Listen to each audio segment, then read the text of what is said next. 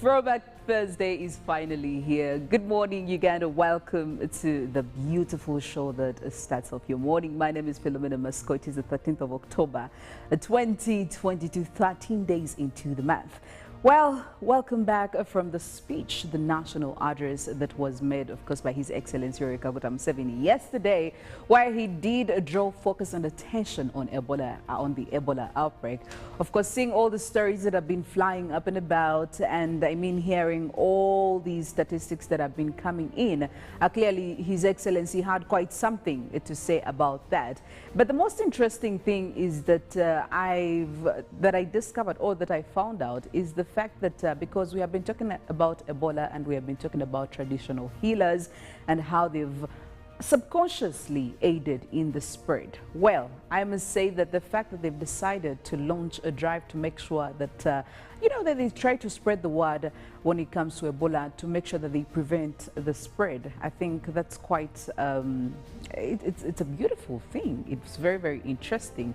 And I would really love to know what Robert, Felix and Mollen think about this. Yesterday we were here making noise and talking about how people have to change their mindset, especially the victims, when you see all these signs and symptoms, as opposed to going to your nearest health facility. We have seen stories where a couple have opted to go and see traditional healers because they do believe maybe this is something to do with witchcraft or any other thing, but not Ebola.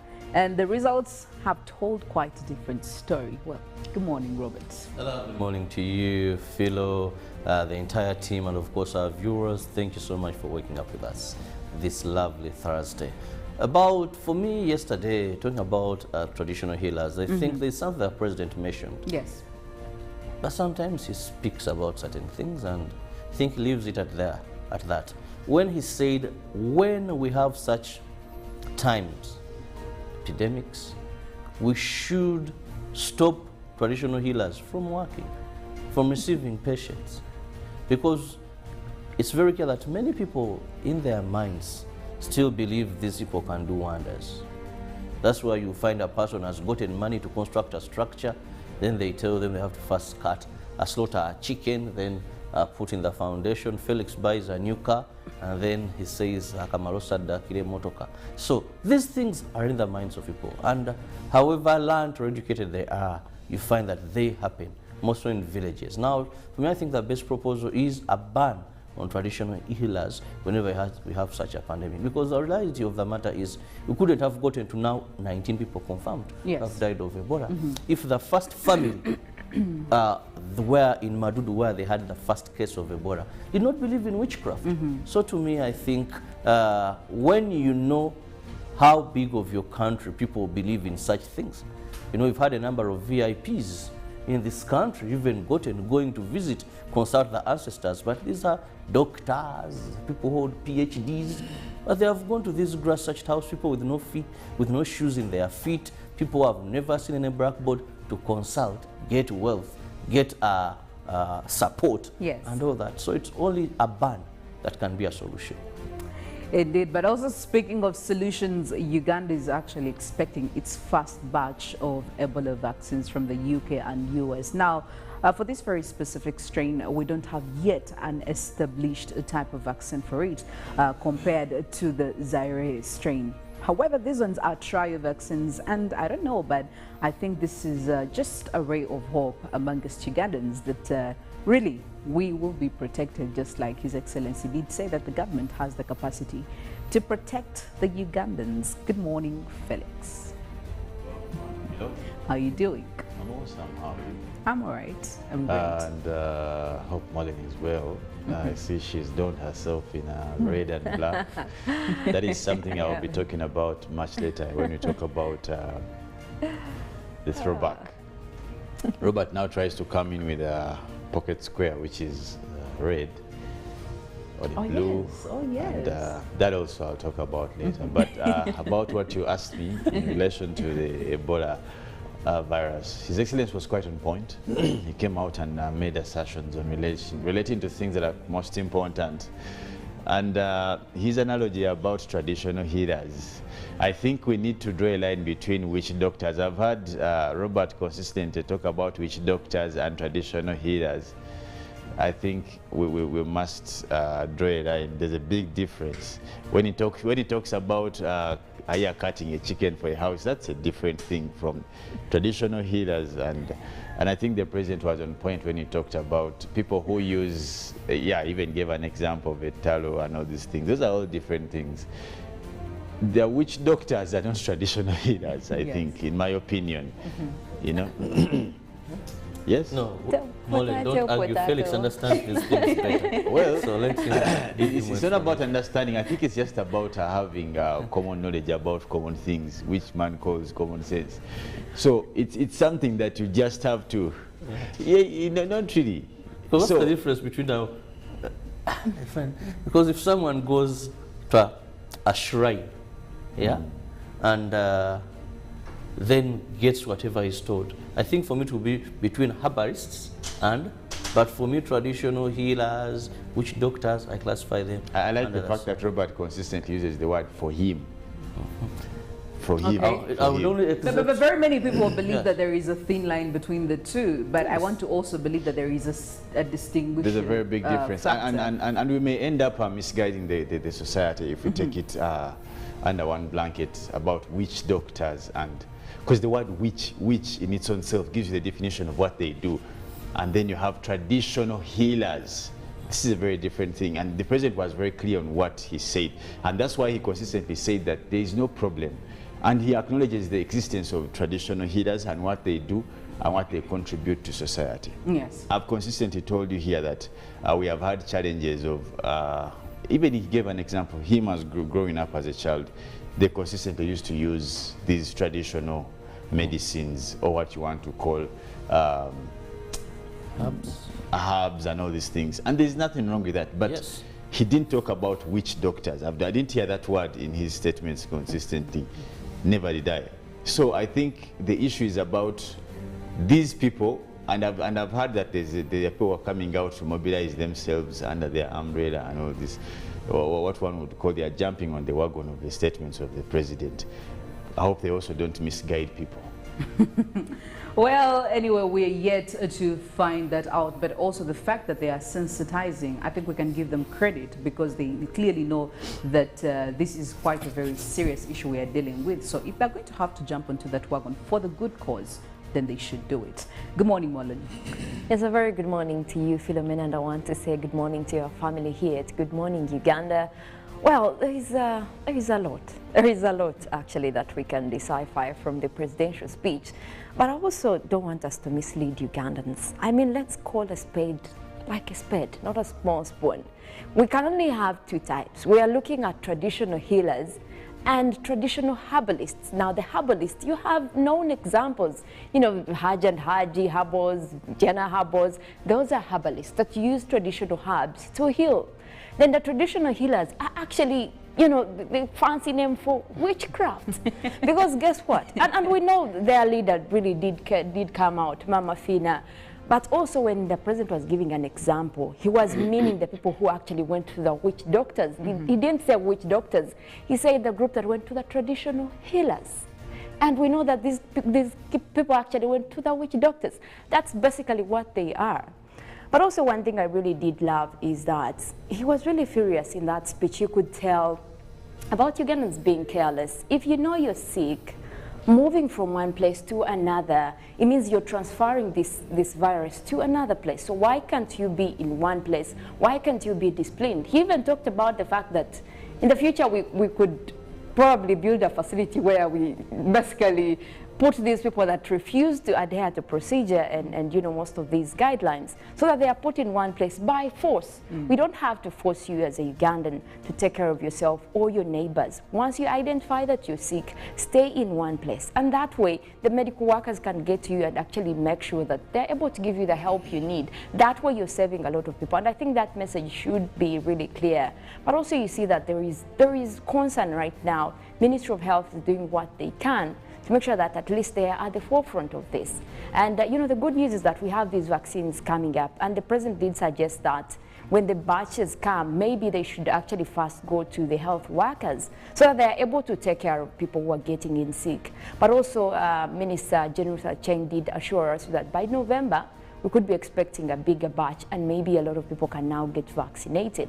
And you look at how, you know, we put up this fight against Ebola, but now it has to be specifically about Ugandans. Yes. You have to be, you know, adherent to these procedures. I mean, what does it take you to just, you know, acknowledge that I could be sick? I would rather go and they find out from the hospital than you moving around, you know, to seek for help or even concealing yourself. Because guess what? Even when you have the virus, even if you choose to stay home, it will still be there. So I think the best thing to do is go to the hospital, and that's the message that I still want to carry on, that we still want to put out there. The moment you feel you're sick, go to the hospital, and if you can, avoid as much contact as you can, because you have to make sure that you're protecting these people. It's just humanity. It's common courtesy. How would you feel if someone were to die because you are in contact with them? That's, I think, a distant kind of matter. You don't want to be attributed to that kind of thing. So I think it's just going to be about people being responsible, and that way we can really put this virus. It's not a fast rodeo at Ebola as Uganda, yes. Although this is coming in, you know, with no virus. Like the president was saying, the Sudan Ebola didn't have an antivirus, and that's why we're getting into. But it's not our fast rodeo, so I think we should be careful, and we can really fight this. Well, away from Ebola now, in still some more very infuriating news. We're still talking about sexual harassment in education facilities. Now, law students came out and they were making a petition, rather they were making allegations that, well, there is too much sexual harassment at the only law development center we have. And they were even talking about how rude most of these, I don't know if I should call them, maybe Felix should advise the councils, the professors. So lecturers? I don't know, the lecturers. So a bunch of students were really presenting their petition to members of the Parliamentary Legal and Affairs Committee, talking to them about this issue. And I'm quite disturbed. Maybe just to hear from Felix, what's not happening? What is not happening in this field? Well, of course, students have consistently gone to Parliament. The LDC being a statutory body. These allegations, some of them are emotional allegations, others are true, even at the time when you were there.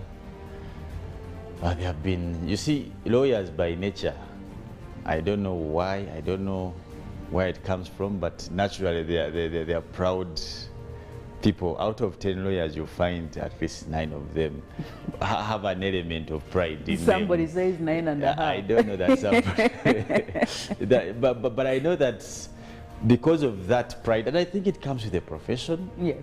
With how they dress, the kind of cars they want to drive, how they address themselves, the land friends.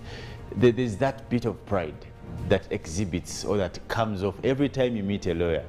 And I think this is something that has rubbed not well. But secondly, there was an issue most previous, even at the graduation. I remember when they collected money, then they made it virtual, then all that fracas has been here and there. But all these problems are most evident from the time when they scrapped off the pre-entry exam. Now we are having every Tom, Dick, and Harry enter law center, and these are the evidences of that. That, you know, because you have a cluster of any person there, they can run. Because honestly and truly, okay, sexual harassment is a challenge in academic institutions. That one I know for a fact. You know, and that's not only at the center. It's wherever university you go. You remember the cases in Makerere. Especially all these tertiary institutions and universities. Yes. That one I don't want to dispute. I don't want to make it something simple. If it's there, it must be dealt with as a matter of fact. I didn't face it. The time I was there, I didn't ever see it. So probably because I was a man, it is probably mostly a normally against the girl child, But I heard of those scenarios that they used to be there. But the solution, in my opinion, the issue of pride is about character. And that's not something you can regulate. That you see, Phil, when you're talking to Kirabo, make sure you talk like this. You know, you understand? Yes. I have been privileged to do a clinical legal class at the center, to facilitate one. But also the attitude of the students is very bad.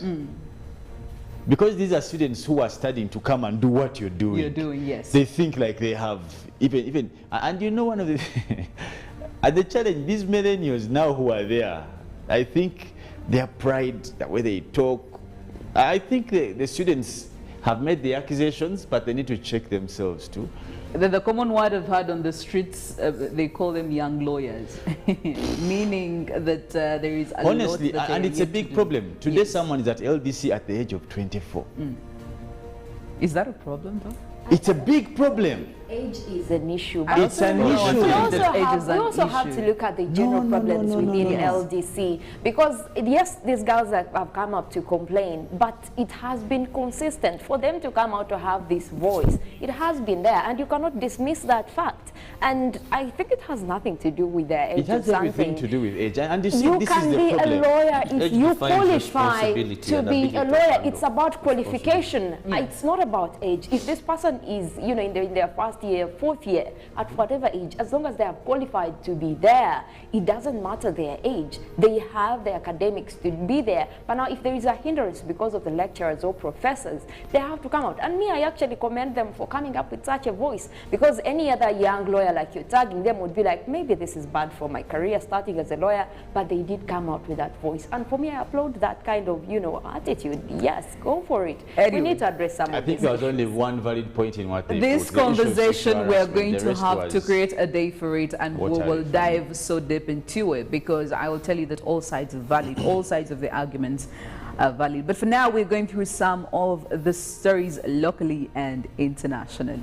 And we'll begin with hope for Ebola vaccine, where the Ministry of Health is to receive Oxford and Sabin vaccines for the Ebola Sudan virus manufactured in the UK and United States, respectively. The Minister for Health, Dr. Jane Ruth Aceng, said this at an emergency ministerial meeting on preparedness and response on Ebola disease by African countries. At the time of Ebola Sudan virus disease breakout in Uganda, the Ministry of Health did not have any vaccines for this particular strain.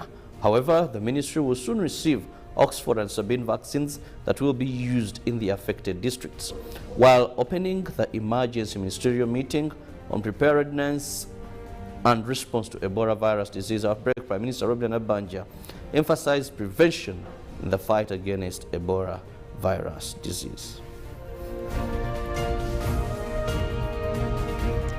Now, 32 families in Kabuganga village, Rukoki, sub-county in Kesese district have been forced into an IDP camp in fear of what may befall the community in the coming days.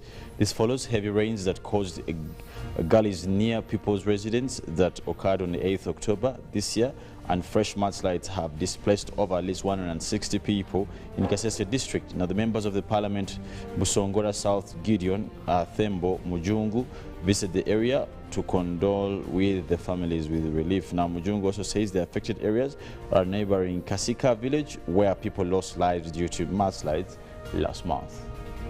And moving on, the Africa Union Transition Mission in Somalia has paid glory tribute to Ugandan military and police for their contribution in restoration of peace and stability in East Africa and the Great Lakes region. As part of the AMSOM, Uganda was the first country to deploy forces to Somalia in 2007, followed by Burundi, Kenya, Ethiopia, Djibouti, and Sierra Leone. In joint operation with Somali security forces, Uganda and Burundi forces captured Mogadishu from the Al-Shabaab control, paving the way for other successful operations throughout Somalia. During the ceremony, the commander of the forces, Lieutenant General Diobe Ndigei, commended Ugandan President Yoweri Museveni for enabling the country's troops to participate in Africa peacekeeping mission. Now, the Kampala Metropolitan Police spokesperson Onyango Patrick has confirmed the complaint about an alleged illegal kidney harvest from one Kabanda Muhammad, who was being treated at Old Kampala Hospital. Now, Onyango says a general inquiry file has been opened and investigations have begun. The lawyer of the patient in the question have served Old Kampala Hospital notice of intention to sue.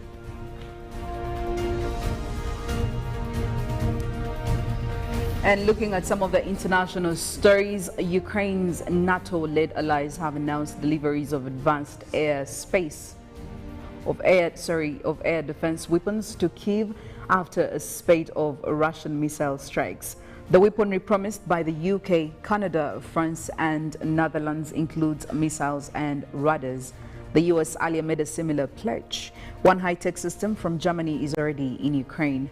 The pledges come as Ukraine's allies from 50 countries meet at NATO headquarters in Brussels. Kyiv hailed the summit as historic. Ukraine says Russia fired more than 100 missiles and used dozens of drones on Monday and Tuesday, hitting energy infrastructure and other non-military targets. At least 19 people were killed on the first day of the strikes. They also resulted in widespread power cuts and water supply disruption in a number of Ukrainian cities. The authorities in the capital, Kyiv, had to resort to electricity rationing.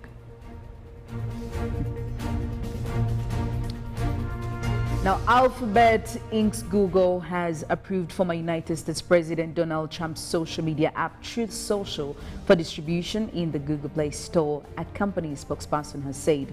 Trump Media and Technology Group, which operates Truth Social, is expected to make the app available in the Play Store shortly, Google said on Wednesday.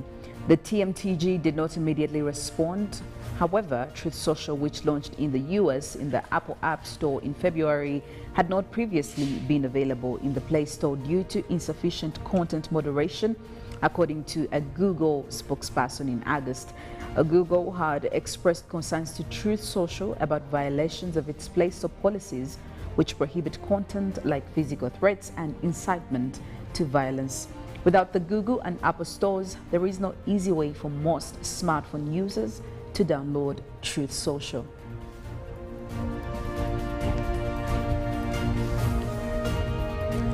Now, the authorities in India have ordered a pharmaceutical company to stop producing cough syrups after reports that they may be linked to the death of dozens of children in Gambia.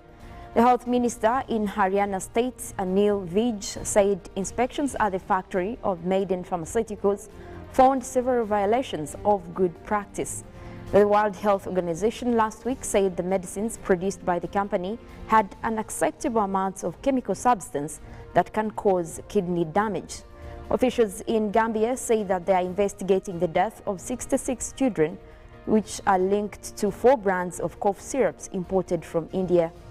Now, Maiden Pharmaceuticals last week said it was shocked and saddened by the incidents and they were cooperating with an investigation.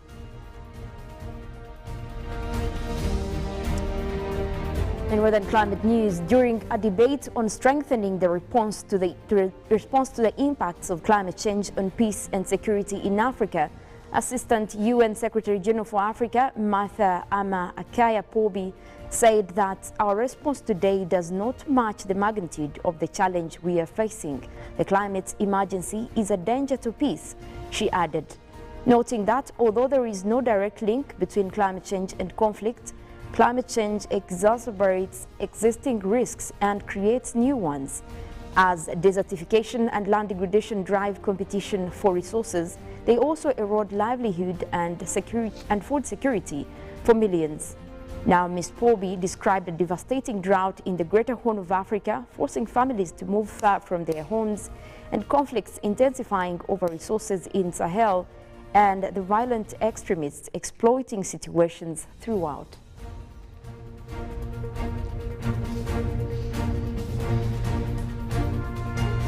Well, when it comes to your health, obviously we are here to spread the gospel, to make sure that you do what you have to do. You do what it takes to make sure that you are in check, Robert.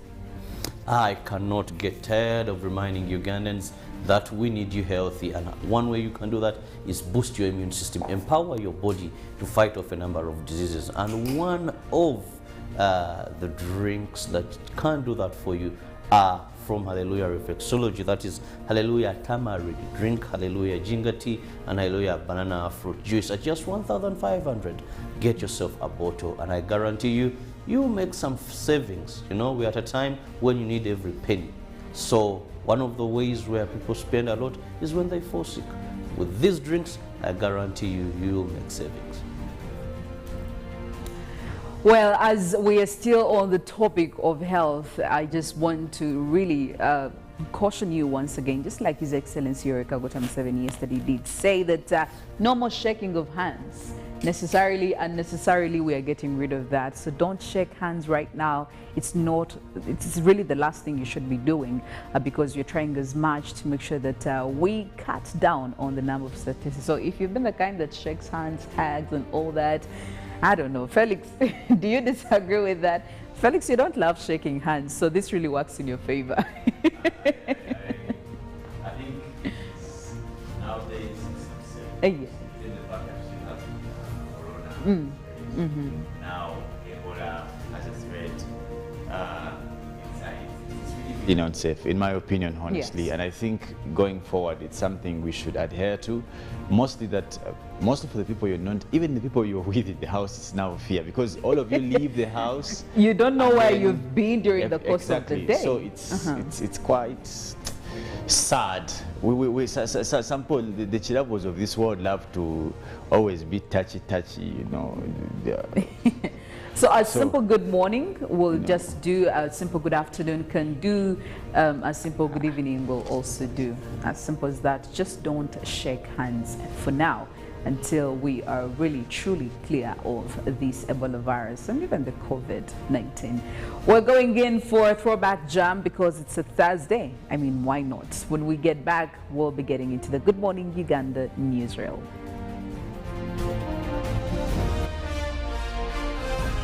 The beautiful show that starts off your morning. My name is Philomena.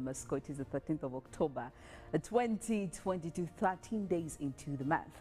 Well, welcome back from the speech, the national address that was made, of course, by His Excellency Yoweri Kaguta Museveni yesterday, where he did draw focus and attention on Ebola, on the Ebola outbreak. Of course, seeing all the stories that have been flying up and about, and I mean hearing all these statistics that have been coming in, clearly His Excellency had quite something to say about that.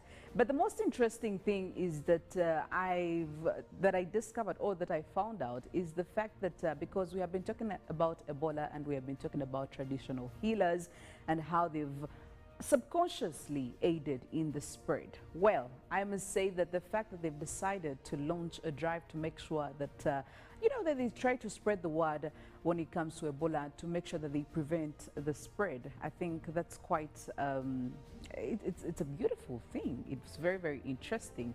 And I would really love to know what Robert, Felix and Mollen think about this. Yesterday we were here making noise and talking about how people have to change their mindset, especially the victims, when you see all these signs and symptoms, as opposed to going to your nearest health facility. We have seen stories where a couple have opted to go and see traditional healers because they do believe maybe this is something to do with witchcraft or any other thing, but not Ebola. And the results have told quite a different story. Well, good morning, Robert. Hello. Good morning to you, Philo, the entire team, and of course our viewers. Thank you so much for waking up with us this lovely Thursday. For me yesterday, talking about traditional healers, I think there's something the president mentioned. Yes. But sometimes he speaks about certain things and I think he leaves it at that. When he said, when we have such times, epidemics, we should stop traditional healers from working, from receiving patients, because it's very clear that many people in their minds still believe these people can do wonders. That's why you find a person has gotten money to construct a structure, then they tell them they have to first slaughter a chicken, then put in the foundation. Felix buys a new car, and then he says, so these things are in the minds of people, and however learned or educated they are, you find that they happen, mostly in villages. Now, for me, I think the best proposal is a ban on traditional healers whenever we have such a pandemic, because the reality of the matter is we couldn't have gotten to now 19 people confirmed have died of Ebola. If the first family where in Madudu, where they had the first case of Ebola, did not believe in witchcraft. So to me, I think when you know how big of your country people believe in such things, you know, we've had a number of VIPs in this country, even going to visit, consult the ancestors, but these are doctors, people who hold PhDs, but they have gone to these grass-thatched house, people with no feet, with no shoes in their feet, people who have never seen any blackboard to consult, get wealth, get support, yes, and all that. So it's only a ban that can be a solution. Indeed, but also speaking of solutions, Uganda is actually expecting its first batch of Ebola vaccines from the UK and US. Now, for this very specific strain, we don't have yet an established type of vaccine for it compared to the Zaire strain. However, these ones are trial vaccines, and I don't know, but I think this is just a ray of hope amongst Ugandans that really we will be protected, just like His Excellency did say that the government has the capacity to protect the Ugandans. Good morning, Felix. Hello. How are you doing? I'm awesome. How are you? I'm all right. I'm great. And hope Mollen is well. I see she's donned herself in red and black. That is something I will be talking about much later when we talk about the throwback. Robert now tries to come in with a pocket square, which is red or the blue. Yes. Oh, yes. And that also I'll talk about later. But about what you asked me in relation to the Ebola virus, His Excellency was quite on point. He came out and made assertions on relating to things that are most important. And his analogy about traditional healers, I think... Pick of the day on UBC.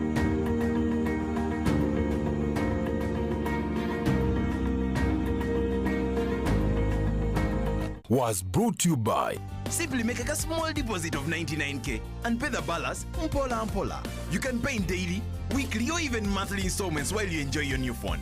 So what are you doing today? Visit any MTN shop near you and get the MTN cupboard. That's super easy.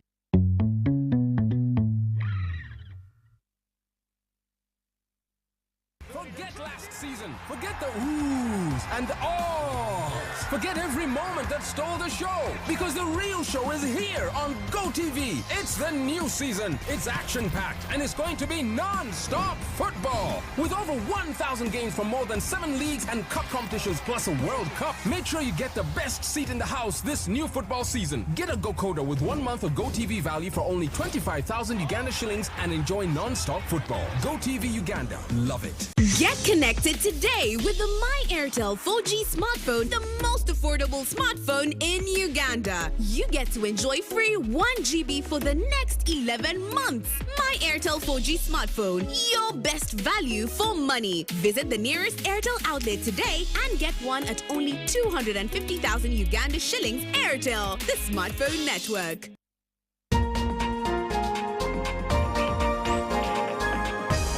One-on-one with Michael Jordan Lukomwa. A weekly face-to-face conversation focusing on accountability, inspiration, information, and sensitization of the public from the various sources, such as inspirational profiles. Having them as sect. Every party has been represented in Uganda's parliament for 10 years. We only by one MP, you yourself. And my daughter, Susan. Every Friday 9 p.m. it's One-on-One with Michael Jordan Lukomwa on UBC TV, inspiring Uganda.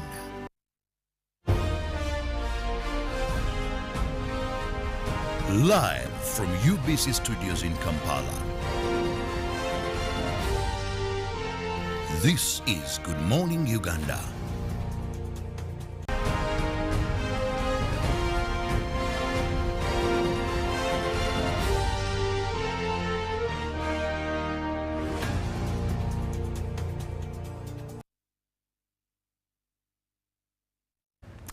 Good morning, Uganda Newsreel. Welcome to this segment of a discussion about what is happening in our communities, what is happening on societies on this Thursday morning. My name is Philomena Mastiko, and I am, of course, with Felix Nkunda and Robert Kirabo. This morning, our discussion is going to be majorly about student welfare when it comes to all these tertiary institutions and universities.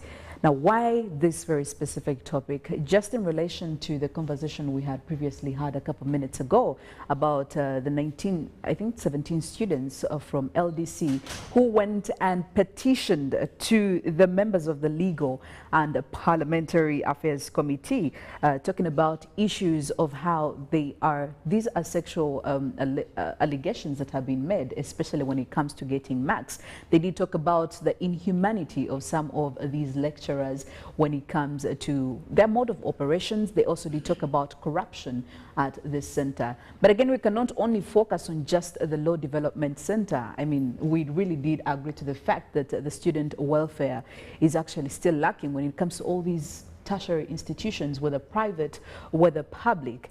And the fact that I'm very happy, though, that we're talking about this, because I think we could hear from both sides when it comes to the student side, but also when it comes to from the academician side.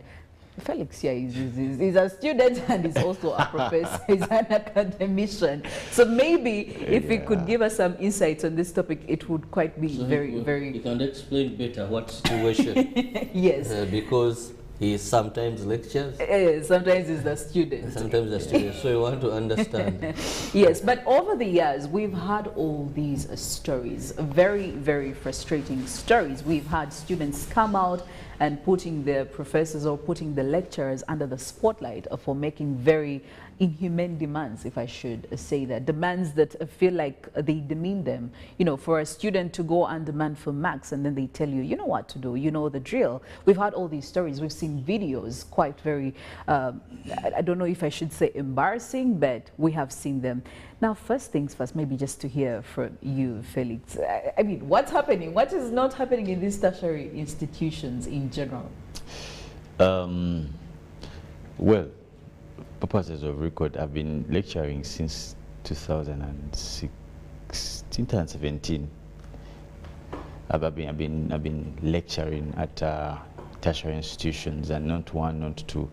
So I've been privileged to lecture people who are at postgraduate and even undergraduate at that level. And what we are discussing is not any different from the both. You would think that at postgraduate level people are smart. Yes, they are better than the undergraduate students. You will be shocking your system for that matter. But I know that the biggest challenge, as Philo, you put it right, is the absence of well-managed welfare, student welfare in these institutions. And in some institutions, they don't even have a desk or individuals. Yes. As long as they have HR and they have dean for students. Now, there's a gap between the roles of these. We need to affix another office there. Either dean of students in charge of social welfare. Because continuously we have not had an office to directly deal with this. One will say that you go to the dean of students. Yes. But dean of students is handling very, very different things in terms of academics. There's a bit of welfare there, but the biggest percentage really is entirely entangled with the academics, yes. And the welfare of how they are on campus, how they are eating, how they are, all these things. But in terms of reporting lines, I have been privileged to be, as you said, as a student, there are things I saw that students do. Yes. Or that we did as students. And when I came in this other light of being a person who passes on knowledge, I also saw the same. The allegations, like one was made, taking a case study of the center, the LDC, of sexual harassment, which unfolds in many ways. One, it can be student-induced, and I think we have to have that clear also on record. Yes. It can also be facilitator-induced or lecturer-induced, as commonly they are called. Or sometimes it's a circumstantial inducement that the circumstances available may. I know for a fact that at the level of university, the age of the students may not deter them to have a relationship with a lecturer. And sometimes you have seen even families or marriages But as long as there's a sub-existing core relationship of student-lecturer, it demises the existence of a sexual relationship. Unless you have conclusively declared that in this class my wife is there, which is also something I remember seeing in one of the universities, and every other time the lecturer had a fight with the wife. The wife the woman, I remember, she had to retake because of family issues. Yes. And she petitioned Senate, by the way. She went and said, my husband is being malicious because... Which, I mean, if you think about it, it's and I'm telling a true story, by the way, because I was party to the people who are called to help and mediate. And the woman was clear, saying, my husband all the time, she's making me fail because she thinks I have a relationship with. So the lecturer, who was a professor, used to punish the wife. So those things also happen. But where you don't have a canonized relationship, it becomes tricky. I have seen students, and this is where the unfairness unfolds, who have induced lecturers or facilitators for them to pass. You people who are watching us out there, you know this happens. Yes. There are girls out there who will honestly tell you, me, and there's the way they call us, sir, me, see, sir, I did this, and you see, but isn't there any way we can reach a compromise go around yes. this? Because I can't afford to tell mommy I'm not going to graduate.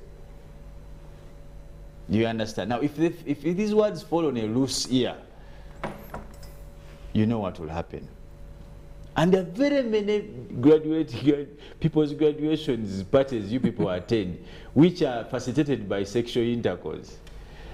You are there in the Chidara singing, and you're there giving what are they called? Speeches. Yes. No, the real speeches that that they used to address for these marks, and this is the truth. We have been victims. Someone comes to you with this suggestion. You understand? There are also scenarios where our colleagues who are lecturers, and these things are not even hidden. All of you who are talking, you know these things, you have gone through university, you've heard of these stories. A lecturer, some of the lecturers who are very bold, you have bold lecturers who are shameless, who will tell a student, and they will fail a student for over 2-3 terms or semesters, consistently.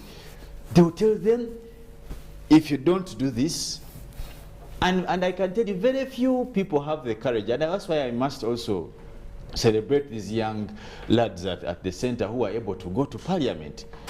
You can imagine, out of all over 1,000, yes, it only took 17 to blow the whistle. You understand? But there are many things that are written at the center. There are many things, for example, there are many things that will shock your system. There's a lot of exchange of money, and not only there, all universities, people buy marks. People who are in charge of these systems, and that's why our biggest concern today, as we discuss, and I like the choice of word, Fido, that you used, students' welfare, is something we must discuss probably with the ministry or government, that office must be cut out to deal with such things. For example, why would this matter go to the legal committee? Yes, because it has skipped so many offices. It should be handled at the level of the center. The center is under the law council. Why didn't they go to the law council? It is fully constituted. And maybe in relation to that, seeing that they already skipped all these for them to get to parliament, and this is why I would really love to hear from you, Robert. The fact that we don't have these students' welfare offices in some institutions, and while those others do have these offices, they're quite very inefficient. You know, you're going to take a case, you're going to take a problem, but it's very hard for you to get results. I mean, justice and all that. Who do we put the blame to? Do we put this blame to the institutions? Is there a laxity when it comes to administration in all these tertiary institutions? Because I want to believe if an institution like Makerere University or Chambok or any other university anyway, you need to be able to make sure that this office is doing what's supposed to do. Is that why we have failed? Is that why we are seeing cases like this growing into bigger and bigger and going to cases to be you know, going to different offices as opposed to where they should be? I want to look at it in 3 aspects. I'll begin with institutions. There are universities, there are tertiary institutions, in this country that trading sex for marks is a common thing. That this happens at that particular institutions. And there are those we know that it is rare. It may not be that totally doesn't happen, but it is rare. Why? Because even away from the welfare, the institute itself, the institution, said these are things we can't tolerate. The universities here we know in Uganda, tertiary institutions, where a girl can come half naked and they can study. Some of these things become problems, but because we created a fertile ground for them to happen. If this girl finds a loose-minded person, like Felix said, a lecturer, and he's lecturing, and even, optical nutrition is a problem. So, Robert, are you saying that I want to give you examples that institutions themselves have weaknesses. Yes. And that's part of welfare. Yes. The to institutions, design a dress code is key. Yes, is key, because much as we are looking at these lecturers that are men, I don't want to go back to what Felix said, because he well articulated that sometimes there are girls who would entice them, but also the environment we create, the policies as an institution. The institutions, I know, are high academic institutions of learning. They have a clear dress code. Oh, yes. You wouldn't go beyond the gate if you're dressed in a certain type of way. Yeah, for the male and female. You're not just going to come dressed anyhow, sit anyhow in class. And then maybe you are poor. So you ladies must also learn. Sometimes you make yourself a target. You position yourself in harm's way. Then you begin screaming. I think institutions must have clear policies. Then also, comradeship. Many of these universities, a person will come in, maybe he was a former student, gets a first class, he's retained to teach, he goes on developing his academic career. Then later he's in a big position. But these are all comrades. I want to believe by the time these students came, they did some reporting somewhere, somehow. Yes. And we've seen how some institutions have tried to protect their own. You have video footage, you have this, then it is a committee, then suspension, then later this person was brought back.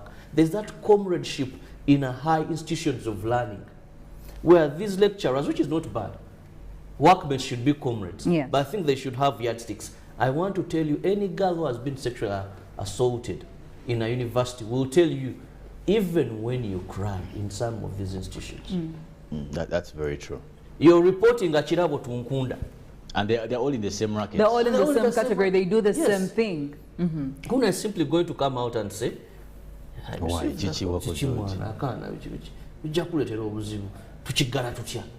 that girl will come for aid and then you get it. So that comradeship remains a problem. Then I go back to this generation.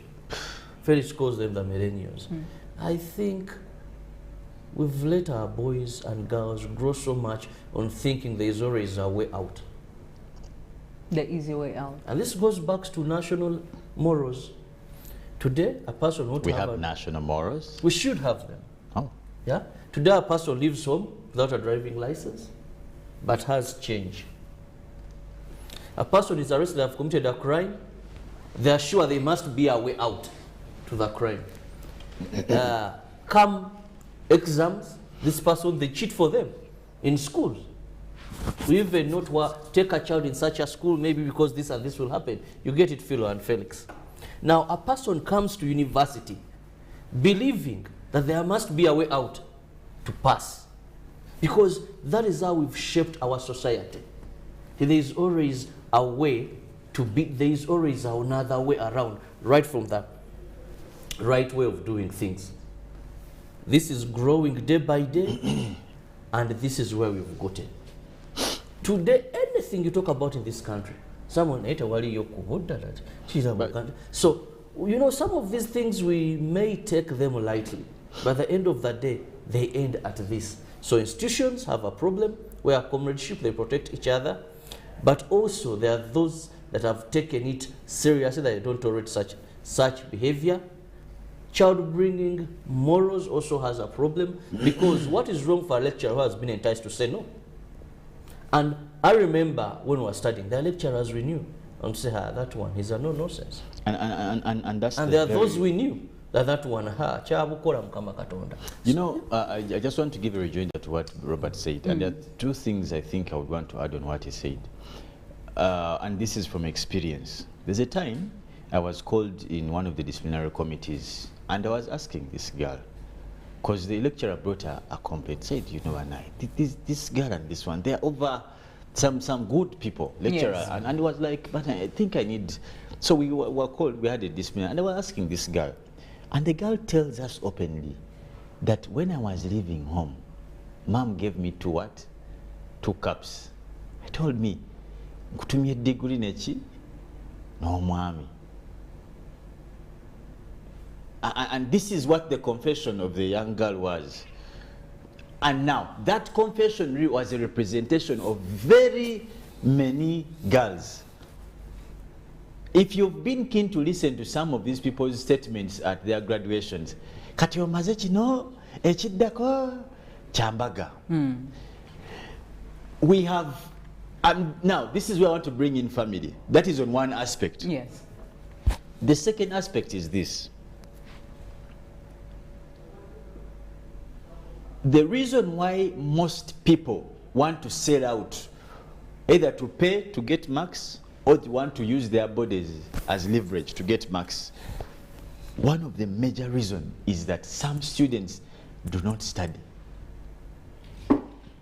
Some of these people you see here, I see lots of youths at university, they have funny hair, they are like chicken. These girls you see with orange lips, skimpy skirts, very lousy. They spend more time in useless things. They will attend every concert in town. They're all over Kampala. They are doing nothing. Places, yes. You go to a bar and stand at the gate and say, everyone who gets out, I want your ID. You'll see Makerere, Nkumba, Mukono. You see, I see what you see. Victoria, now the universities are like, they're all over. They're like beans around. You may have only 5. Are you out of 100? You'll have 70% are students. They spend more time in bars, and that's why you see these girls are having these people you call the sugar daddies to facilitate their lifestyle. Because they're always in bars, they are smoking shisha, drinking waraji, all these things. They have to dress expensively. That's the thing. Yes. Now, because of all these diversions, they cannot study. All of you have been to school. You know what it takes to get a good degree. How do you become a lawyer after 5 years when you don't study? So, because of all these things, these people are investing time in the wrong things. And do you know what? Yes. Because the parents are not monitoring their students at universities. Because they believe they're adults and they know what they're doing. That's the biggest mistake we have made as parents. Universities today also want to treat these people as adults, but they're not adults. They're actually young These people, they don't sleep in their hostels.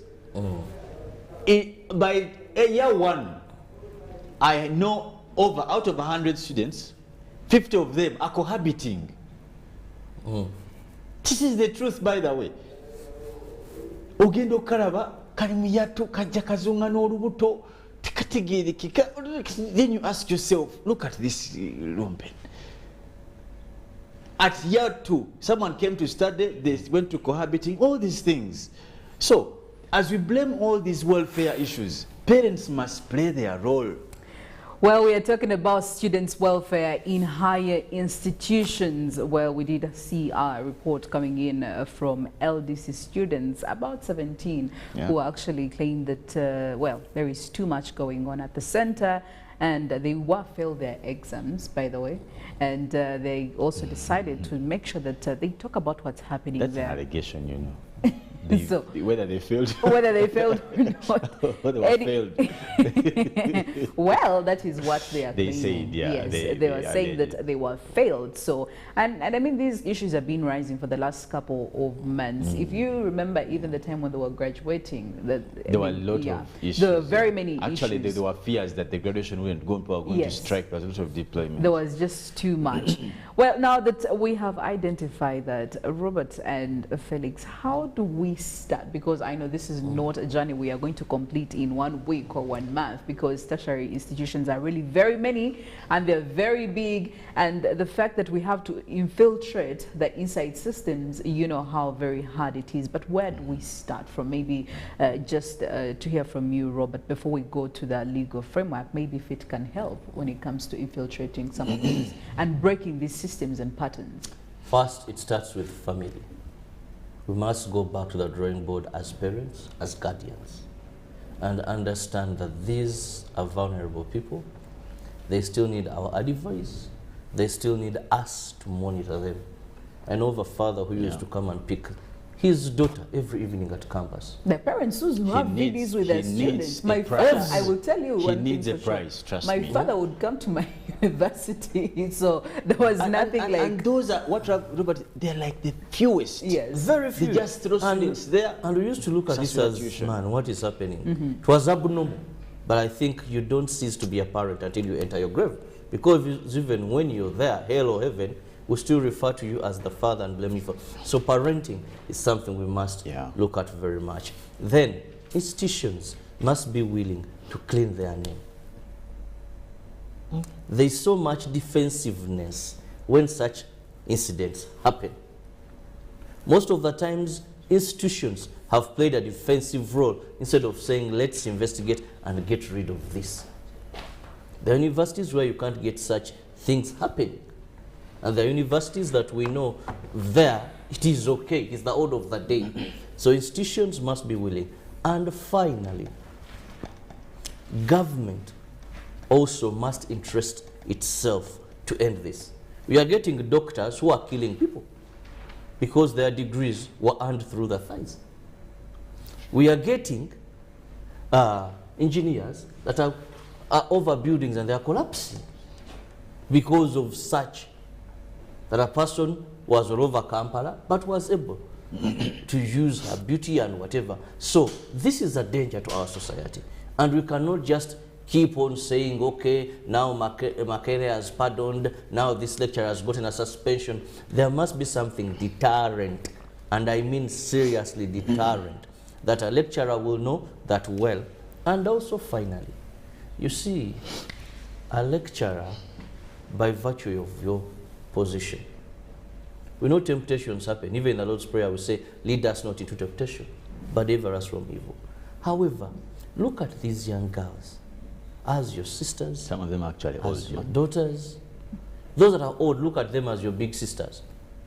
Maybe in that aspect. You have to be the bigger person in this. Or mother. Yes. Because we can't continue saying, you see some of these girls entice. Yes, but you as the lecturer, what do you do? And not forgetting, people, this may seem light, but we must look at dress code in high institutions of learning. Well, Felix, your final thoughts on this? For me, I think the biggest role will go to parents. Interest yourself in what your students are studying, honestly and truly, and this I say from experience, Philo. You people who take your children to hostels, they become prostitutes. They are bought, they are selling themselves. They have gone, you think the person is in a hostel, bali mubuzigeyo. They have married themselves to their boyfriends. And this is the reality. One time, you parent listening, just go to the campus abruptly. Yes. And make sure you don't have hypertension, because you can pass on. Be sure if you have hypertension, carry your medicine. Or go with someone and akwatango zidika.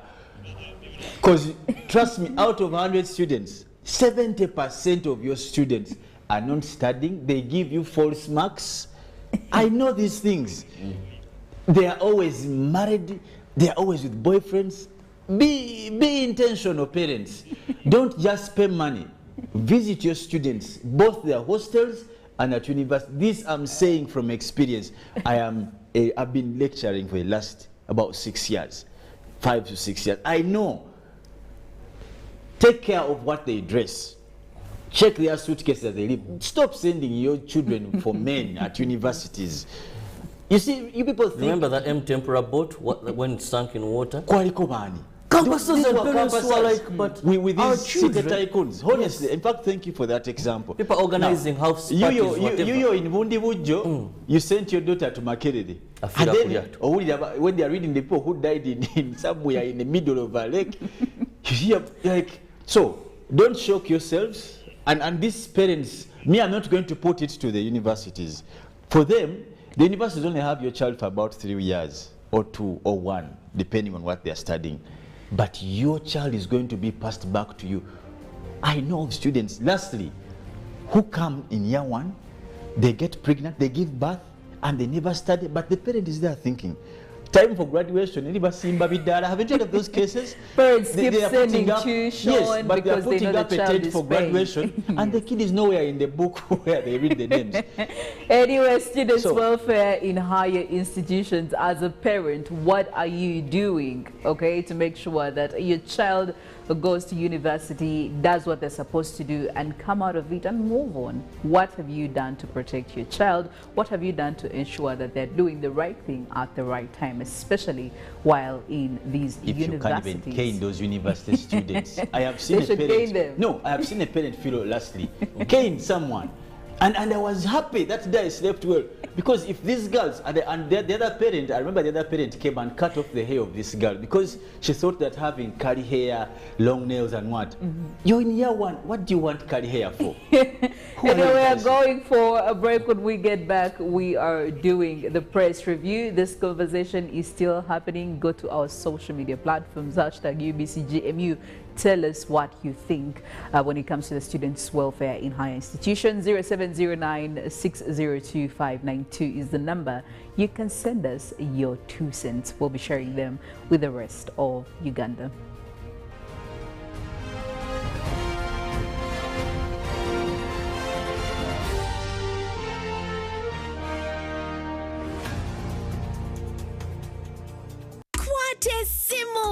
Get the 4G smartphone of your dreams today and pay as you use. Choose from the Tecno Pop 5 Pro, Tecno Pova Neo, Samsung A03 Core or Nokia C10 and pay conveniently in daily, weekly and monthly installments for a period of a year using Airtel Money. You will also enjoy free 3GB and 100% bonus data on weekly and monthly bundles every month for 3 months. Visit any D-Lite shop or select Airtel Money branches countrywide and get one today. Terms and conditions apply.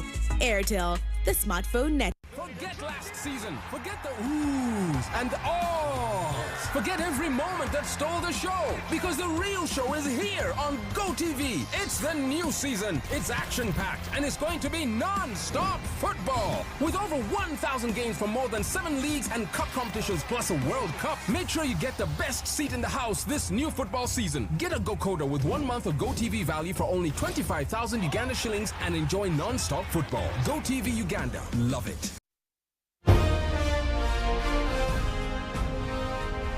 Live from UBC Studios in Kampala.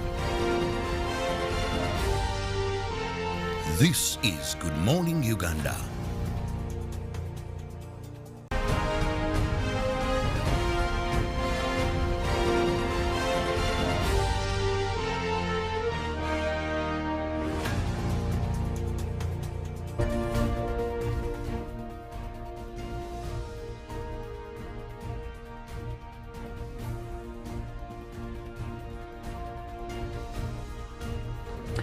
Good morning. Uganda is still going on, the press review, and looking at the Daily Monitor. The first story you will be seeing this morning: patient's missing kidney opens hospital to probe, and they're showing you quite a picture of the victim and the fresh new wound that was found on his body. Police and profession regulator are seeking to establish whether this 25-year-old Muhammad Kabanda was born with one kidney or lost it last month during a surgery to fix his broken fourth skull.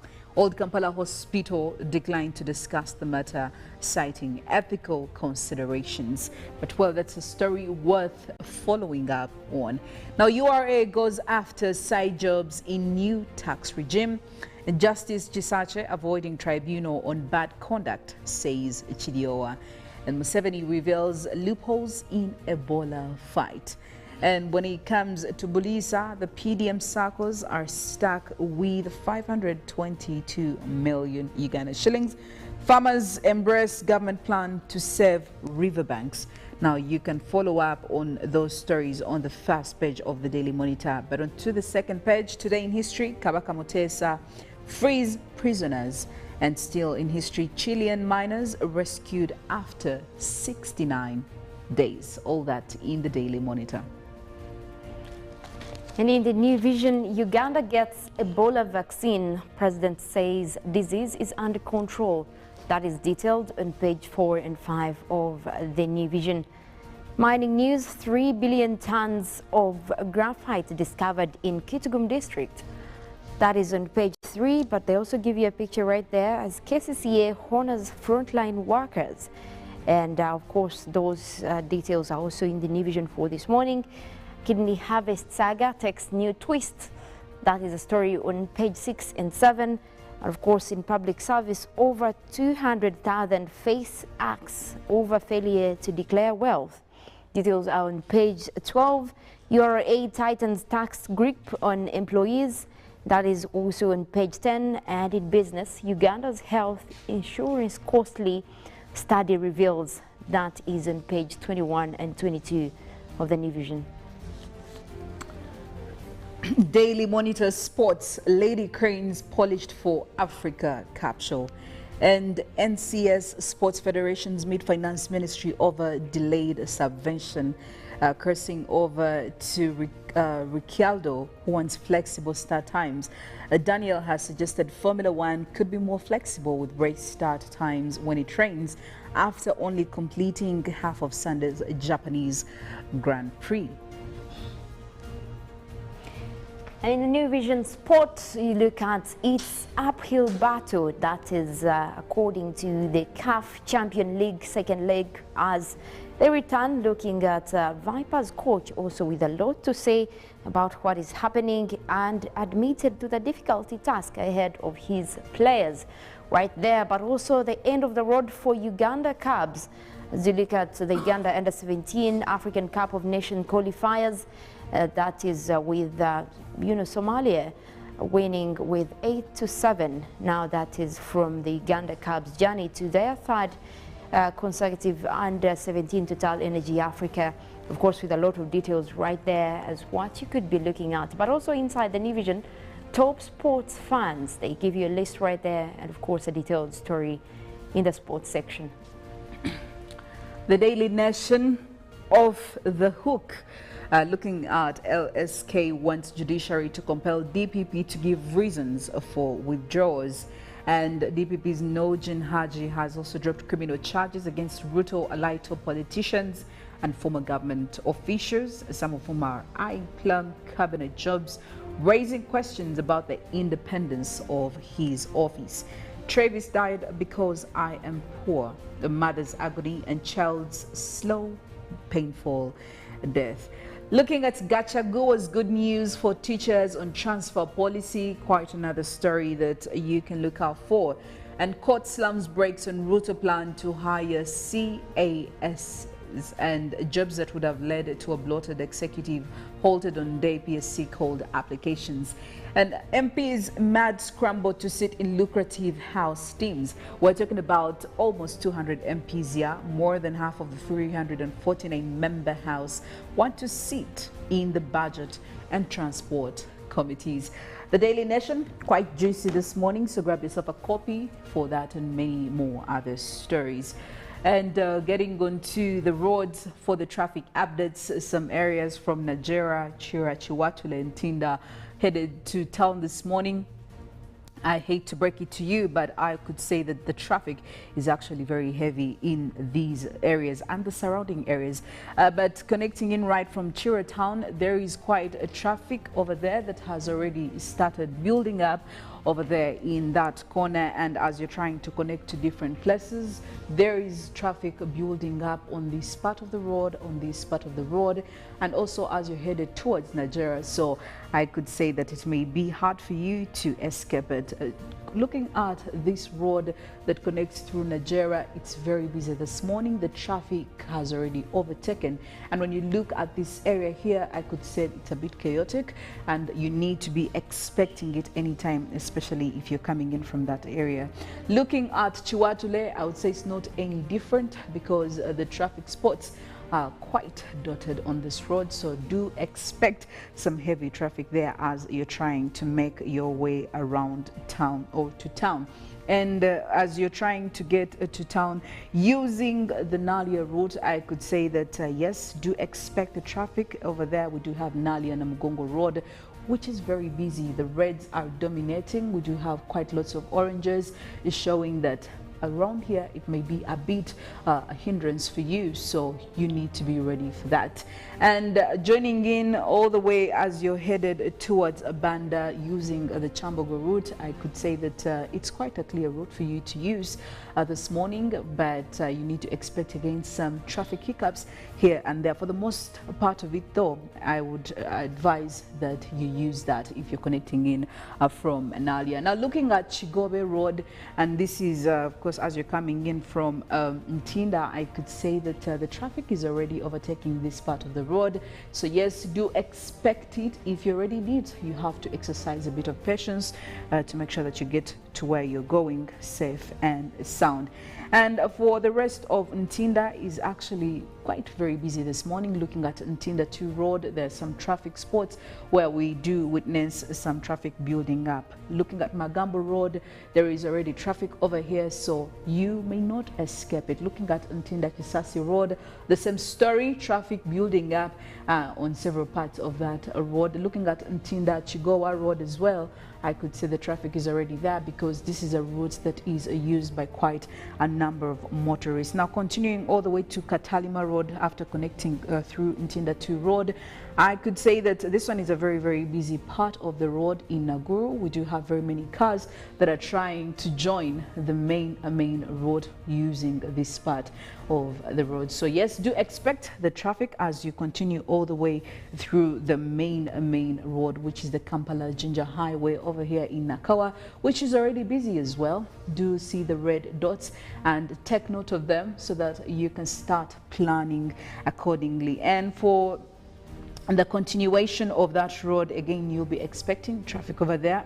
We also do have cars coming in from the lower part, which is New Port Bay Road through Nakawa to join the main road, which again, I would also say is a very busy this morning. So as you're trying to make your way through to Lugogo to continue all the way to the city center, I must say that this one is a very busy Thursday morning for you. We do have quite a number of motorists and anybody else on the road, so you have to be a little bit careful, cautious, and extremely very attentive on the road to make sure you don't get into anything inconveniencing. That's it from the traffic updates this morning, but also just maybe briefly to take you through some of your comments, especially in regards to the topic we were talking about earlier on in the Good Morning Uganda newsreel, where we're talking about students' welfares in school. And to make sure that people are fully on what we were talking about, we do have some thoughts that came in from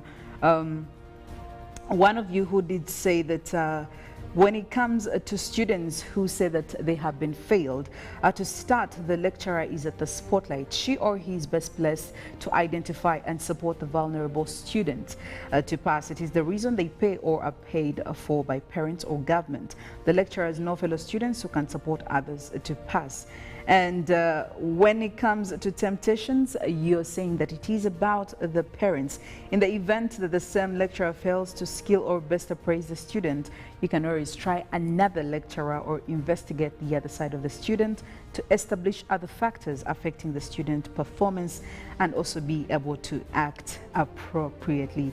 Thank you so much. Well, do keep the feedback coming in.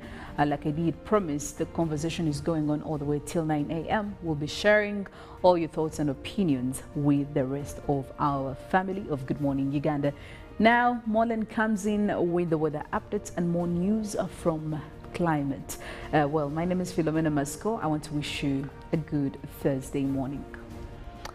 Well, thank you very much, Philomena. We're also still looking at more of the weather extremes that are going on across the world, but also a lot to do with the weather across the country. We'll be taking you through more of what we're expecting for today and, of course, how the weather is looking like right now as we look at the satellites over Uganda. But for now, we also want to look at the report that just came out that is about the wildlife population worldwide. Now, this report is coming in from the World Wildlife Fund, that is WWF, a report that has analyzed data from 2018 and, of course, using the data that comes through after that, looking at what we could be looking at in terms of wildlife population. Now, they are also reporting a decline that is by more than 2/3 since 1970, and of course that has been attributed to forests being cleared and oceans being polluted, according to the assessment that was released earlier this week. Now, they're looking at mostly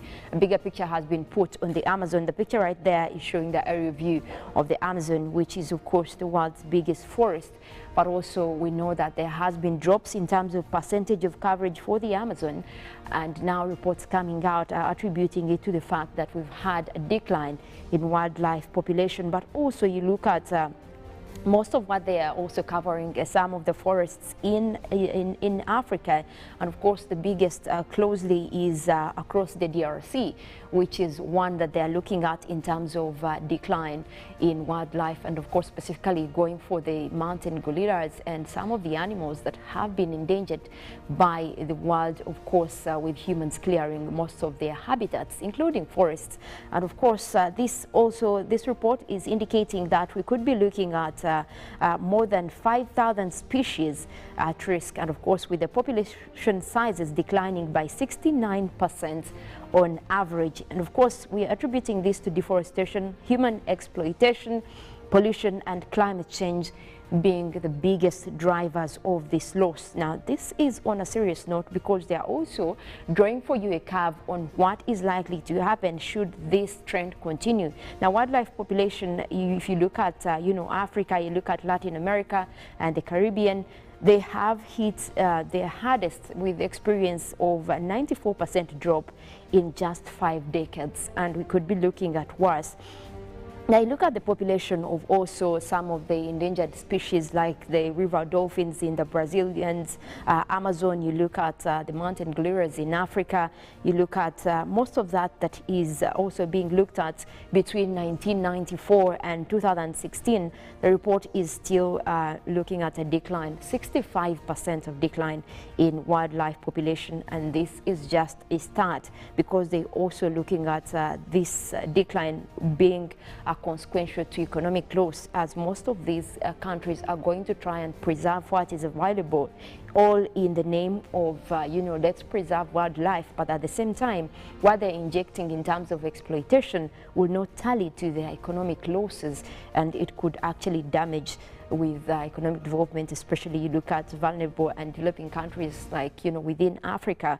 So it is indeed prominent that we do protect our forests, and in turn we'll be protecting most of these habitats for animals and wildlife at large, according to what is also the assessment from the WWF's report, but also what has been coming out by climate scientists, especially when it comes to deforestation and of course what it contributes in terms of greenhouse gases and of course modulating our weather. And we do know that Africa, especially even Uganda, we depend on most of these related systems that are influenced from the forest. The Congo forest, for example, does influence a lot of our weather patterns across Uganda, especially western Uganda. So an interruption with that will mean that we might have variations within our rainy systems, which we do not look forward to. So to maintain that, we have to make sure that most of these forest reserves are actually there and being protected.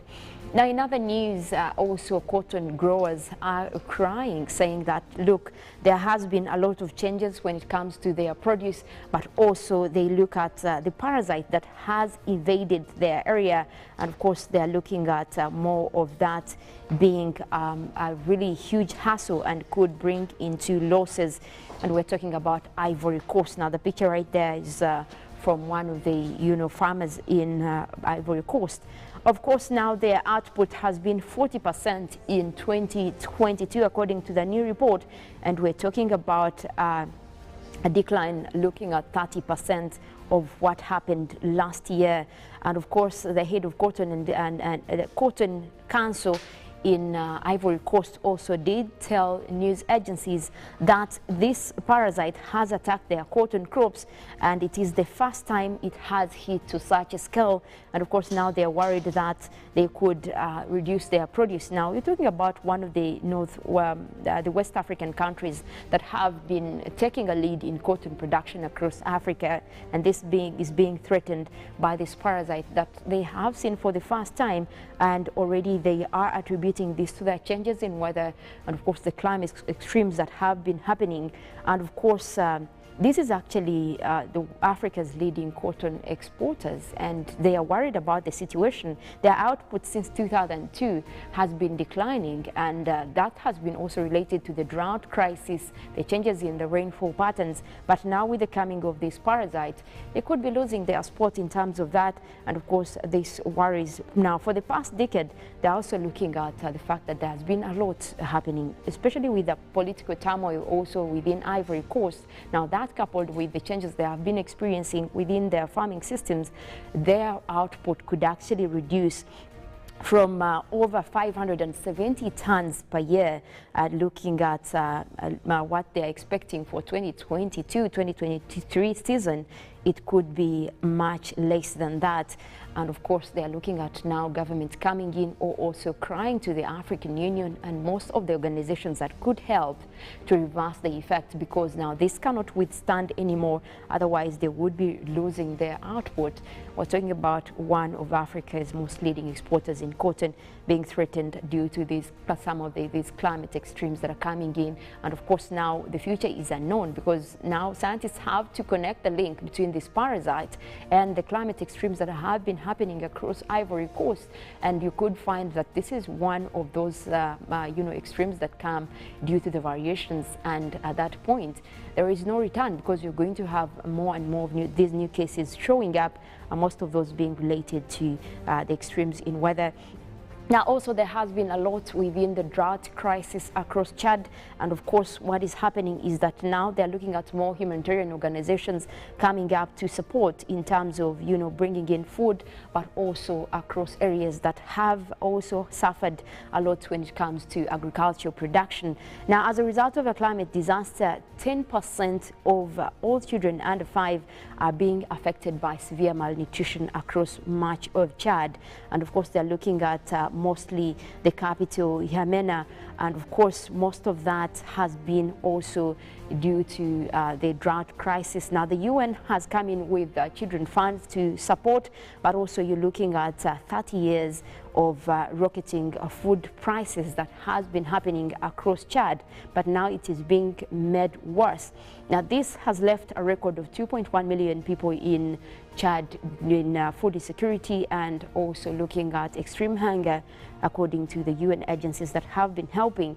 But now they're looking at a prolonged kind of situation that could leave more people hungry across that area. And of course, a lot also has to do with the fact that with drought, you look at more of the extremes coming in, they are going to affect food security of the area. They're going to bring in diseases like malnutrition, and of course that is going to take a lot of economic damage.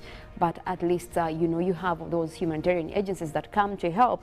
It also doesn't help that the weather will not change, so they will still be depending on humanitarian help, but also economic losses when it comes to the country supporting that. Now we also have our own struggles here in Uganda. We also did see a number of members of parliament actually looking at you know, calling upon Uganda to declare a food insecurity emergency across Karamoja. And of course that has also been attributed to the fact that we've had continued drought crisis over the area. The weather patterns in Karamoja do not perform evenly. That means that even when they look at crop production, nothing really grows there. If it is extreme, if it is a drought, it is extreme, it gets to a crisis. If the rains come, they are associated with floods. So there has been really failure in crop production. That means that the food insecurity over there is just on a curve to expand. No wonder they are calling for, you know, a declaration of food insecurity emergency. And of course that is how far you're looking at most of these extremes in terms of weather affecting Africa. And of course, most of that date, you know, 30 years and above, which makes them climate extremes. And of course, now also declares the need for climate action, especially when we're talking about moving towards adaptation. And how do we adapt to such situations? How do we live and cope with the changing weather patterns? How do we survive amid a planet that has failed to provide for us? That is why it is necessary that we take all the procedures and strategies that are being put across to fight climate change. Now, coming back at what is happening across the country, we also want to look at the weather situation. It looks like we started off with mostly sunny weather across much of Uganda. We do have a few clouds that are starting to develop across Lake Victoria, mostly to the western side, that is across areas of Masaka, also extending towards southwestern Uganda, where we do have most of that cloudy system starting to develop. Otherwise, the rest of the country is starting off with mostly sunny weather. Kampala starting off with also a sunny morning with intervals of cloudy conditions, and we're looking at much more sun for the northern half of the country as well as eastern Uganda. We could be continuing with that for much of the day. But we'll go ahead and take a look at the forecast, and that is coming in from the Uganda National Meteorological Authority. Also looking at those numbers, now we might be looking at more of intervals of sunny and cloudy conditions for the central part of northern Uganda. That is where we have Jumani, Gulu, Kitgum and Padel. We're forecasting a warm morning for you out there. That is at 27 degrees centigrade, and we could be having similar situations even in the afternoon. Now, southwestern Uganda also starting off with a mix of clouds and sunshine, and it's a chilly 25 degrees centigrade. We also look at the western side of Lake Victoria, where we have Masaka, Kalisizo, Sembabule, Rakai. We already have those clouds in your area. Now that will be mixed with light showers that are forecast to be over several places, starting off with a cool 24 degrees Celsius. Now looking at the eastern side of Lake Victoria, Tororo, Busia, Iganga and Jinja, we're forecasting light showers as well. That will be across a few areas, and that system is expected to clear in the afternoon. But for this morning, temperatures will be at a pleasant 26 degrees centigrade. Mount Elgon Highlands, again starting off with a mix of clouds and sunshine. We're looking at temperatures rising up to 26 degrees centigrade. We also do expect a little bit of rains later in the afternoon across most of those areas within the Mount Elgon Highlands. Eastern Uganda, that is across Soroti, Kata, Kuyamuri and Kumi, we are forecasting a mix of clouds and sunshine, quite much sun over there, prompting quite a sunny morning for you, and temperatures will be warm at 27 degrees centigrade. We could be looking at still the upper 20s later in the afternoon. Now the eastern part of Central, where we have Ruwero, Woblenzi, Bururi, and Kaseke, we're also forecasting a mix of clouds and sun, starting off with a warm morning at 27 degrees centigrade. That area is expected to have a little bit of rains later in the afternoon, and that might help to keep those temperatures a little bit down. Now across the central part of Lake Victoria, that is where we have Mukono, Kampala, Entebbe, Wakiso. We already have some of the clouds that are starting to develop over the area. Now that will be bringing in a little bit of rains over a few places, and that system is expected to redevelop later in the afternoon. But for this morning, we're starting off with quite a chilly 25 degrees centigrade. Now much more of the rains are expected, especially across the midwestern and southwestern parts of the country, the Lake Victoria Basin, but it looks like northern Uganda, eastern Uganda, outside the Karamoja region, we might still be looking at a sunny evening for you, and that is one to look out for. Well, that is it in terms of weather updates. Now do stick around. We have Good Morning Uganda agenda coming your way, sports highlights. Later than that, we'll also be looking at Good Morning Uganda Extra. My name is Mollen, Kenyena. I want to wish you a wonderful morning.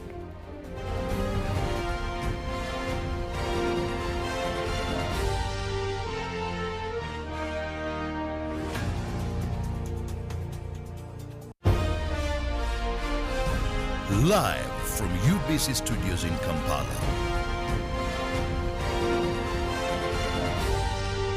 This is Good Morning Uganda. Pick of the day on UBC.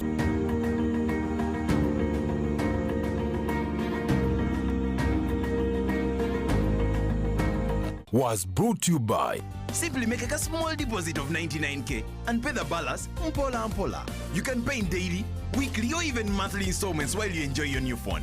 So what are you doing today? Visit any MTN shop near you and get the MTN cupboard. That's super easy.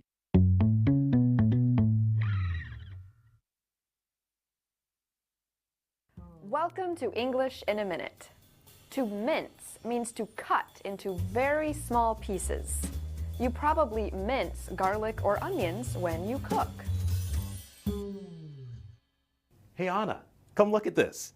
I just started a painting class. Wow, Jonathan, that is a lot of colors. Do you like it? Well, it's a start. Don't mince your words. I can take it. Well, Jonathan, to be truthful, it's kind of hard to look at. If you mince your words, you do not speak in a direct or honest way because you want to avoid offending someone. You will usually hear this phrase in the negative form. If someone tells you, don't mince your words, they want to know the truth, even if it is difficult to hear. And that's English in a Minute. Every waking day is a reminder just how beautiful this, our land, truly is. The kind of beauty that you can only find here, in the lush green all around us and the wondrous sights within.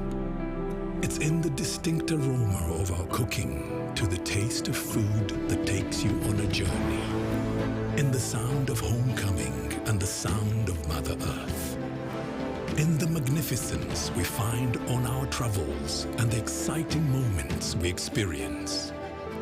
Ours is the kind of beauty that comes in all things big and small.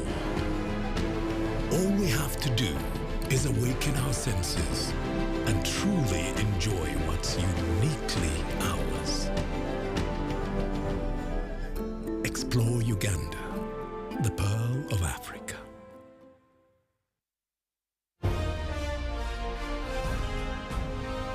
Live from Now Avenue in UBC Studios. This is Good Morning Uganda.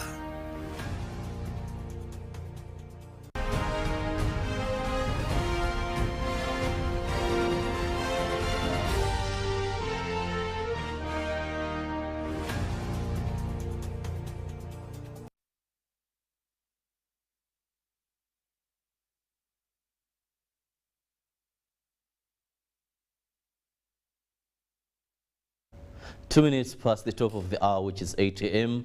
Thank you for keeping it with us here on UBC TV. I'm Robert Kirabo, Nyonyintono, in case you've just joined, and this is our weekly morning show. So make it a date with us from 6:30. We are here to ensure that we give you information that you need to know as you kickstart your day, but also a few light moments here and there. Now, this morning, this particular segment, which is Good Morning Uganda Agenda, we want to focus on social protection, but very specific access to this social protection. Government of Uganda has come up with a number of interventions aimed at improving the welfare of people. And among the groups are the elder persons in this country. Remember, once you clock 60, you enter that age group. However, some services target or begin at 80 years. With me on set this morning, I have Honorable Kabahendo Flavia Rabo who happens to be the MP for, that is Chegegwa District, Member of Parliament, but also the chairperson of the Uganda Parliamentary Forum on Social Protection, with whom we want to analyze access to the national ID and the effective delivery of social protection interventions in Uganda. Now we know a national ID is a document that identifies you as a Ugandan, and has almost become the order of the day for us to access a number of services. But we also know there are a number of hardships for people to get these national IDs, and many have missed social protection services because they don't have this document. Honorable, you're most welcome. Thank you very much. I'm glad to be here again, because I was last year at UBC TV, I think early this year in March on the Women's Day. And I'm glad to be here again on issues of social protection, being that now Uganda has picked and prioritized social protection as one of the very big interventions in changing lives and transforming livelihoods and offering a living of dignity to the people of Uganda in their different segments, as we shall discuss.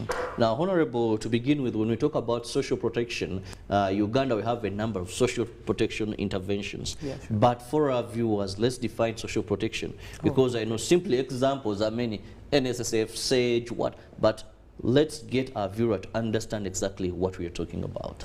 Social protection is actually a tool that is used by structures and governments and people of goodwill to support their people in times of shocks, in times of vulnerabilities, in times of poverty, so that they give them a cushion.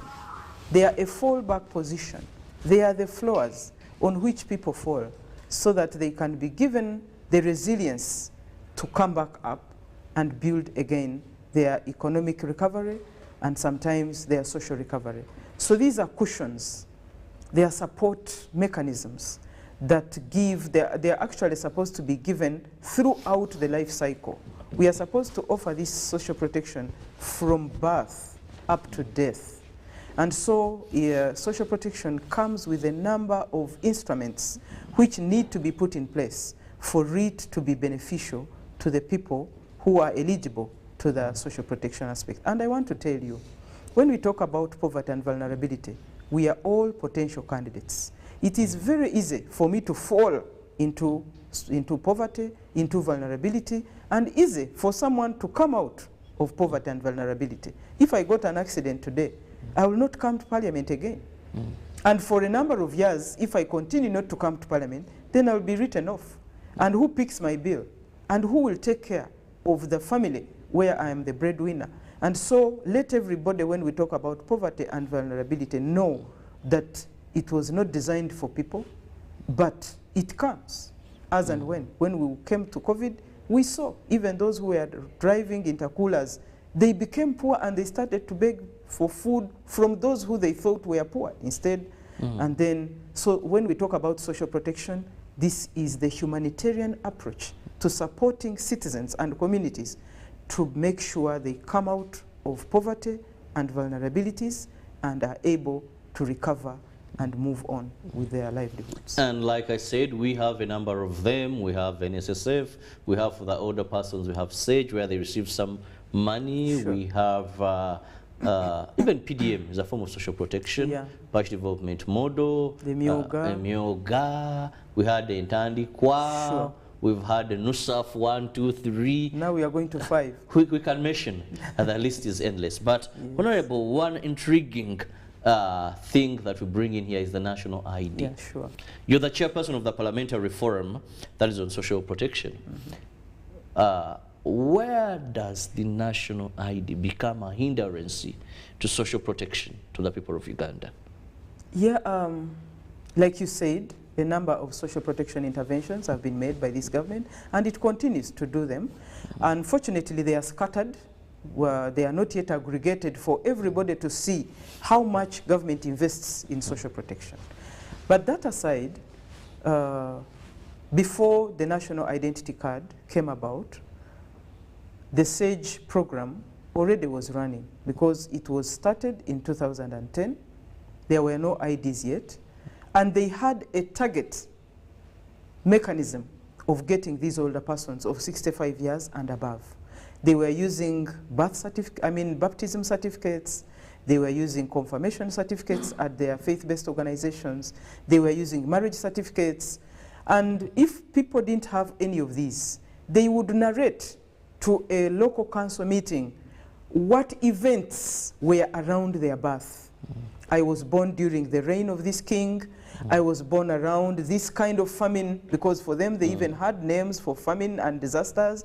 And so people would say, okay, if you were born around the World War II, then you must have been born this year. And then they would determine their age. And when national IDs came about, now the national identity card was turned into the requirement for any older person to enroll on SAGE, and even those who had even earlier enrolled, who were already on the payroll, were now told to produce national IDs for them to remain on the payroll. So very many have lost on the payroll because of the requirement of the national ID. That is very good. If the national ID was very effective in this country, it would be the best tool for a requirement for someone to access. But given the circumstances under which the national ID in Uganda is processed and delivered and kept and even written, now it has become a hindrance, not only to the older persons, but to all the people of Uganda, most of whom are vulnerable. The students who have to access the students' loan, the scholarships, must have a national ID.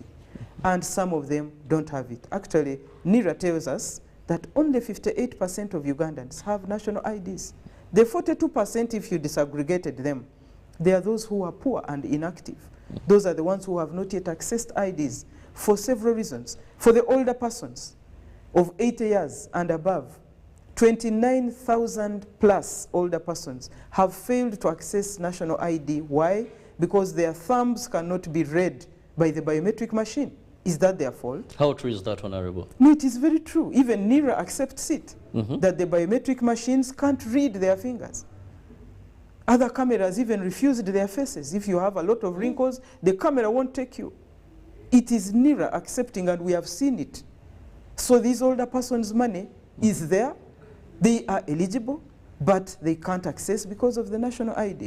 When we discussed with NIRA to change that national ID requirement, the central bank did not allow, because Centenary Bank has opened an account for every older person. And central banks world over cannot open an account in the bank for you without an ID. It's a global requirement. And so the central bank here cannot change that requirement. And so the older persons are now suffering. They are aged, but they are being disturbed for issues where they are not supposed to be concerned, because it is not their fault. Others, their identity cards are faulty. They wrote wrong age, wrong dates of birth, wrong names.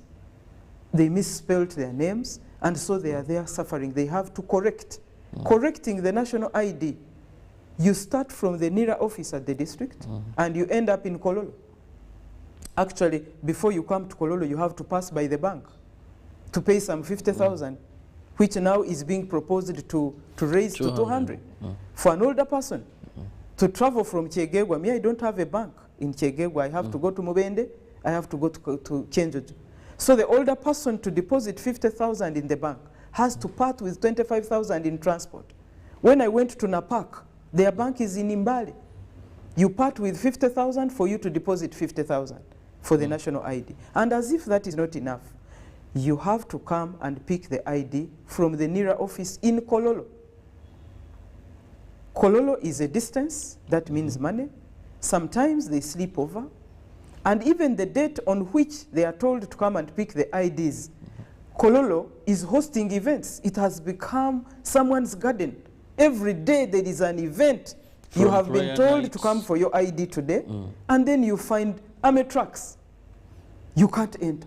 You either sleep over, And even when you sleep, you're not sure whether tomorrow Bujingo will not be there. Because last night Bujingo was there the whole night. So today people can't pick IDs. You know, until NIRA transfers their offices to a place which is going to be accessible, national IDs are not going to be accessible. The young people who want interviews for jobs, scholarships, loan schemes have no IDs. They can't access this offer that government has given to them. And so we are saying, if we have to effectively deliver social protection, let us work on the accessibility and the affordability of the national ID. Someone will ask, I am talking about SAGE, but there are other development programs. I am a refugee hosting district. Dr. Deep, which is the development response on displaced persons, the hosting communities are supported with some money and sometimes some tools, inputs, for them to be able to host the refugees without, without discrimination. And the requirement is national ID. It is 15 districts where Dr. Deep is, but 40% of the people who are eligible, the households, don't have IDs, so they can't access. World Food Programme has introduced NutriCash in the West Nile districts that are hosting refugees because of what UBOS presented as the poverty and food and nutrition issues in West Nile. They are giving 40,000 shillings to a lactating mother who is lactating a baby below 5 years, and also those who are pregnant. 38% of the women who would access this NutriCash money cannot because they have no IDs. Recently, when we were in COVID, the Right Honorable Prime Minister and government offered 100,000 to those people